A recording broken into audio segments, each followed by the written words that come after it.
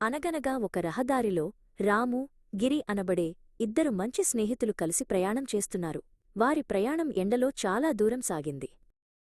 దారి పక్కన గిరికి అనుకోకుండా ఒక తోలు సంచి కనిపించింది. ఆత్రంగా దాన్ని తెరిచి చూడగా అది బంగారు నాణేలతో నిండి ఉంది. వావ్! నేను ఎంత అదృష్టవంతుడిని! చూడు రాము, నాకు ఎంత బంగారం దొరికిందో అని గిరి గట్టిగా అరిచాడు.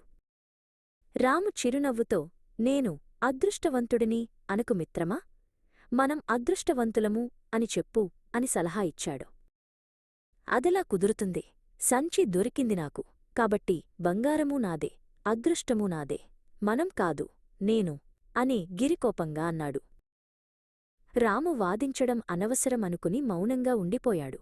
ఇద్దరూ మళ్లీ నడవడం ప్రారంభించారు, కాని వారి మధ్య ఒక నిశ్శబ్దం అలుముకుంది.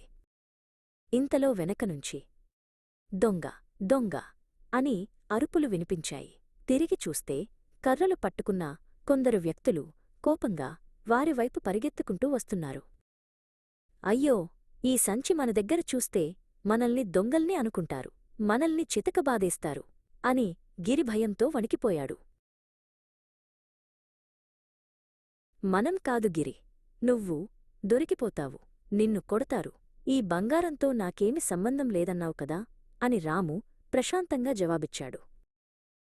మనం ఇతరులతో మన అదృష్టాన్ని పంచుకొన్నప్పుడు వాళ్లు మన దురదృష్టంలో పాలు పంచుకుంటారని ఆశించడం మూర్ఖత్వమే కదా.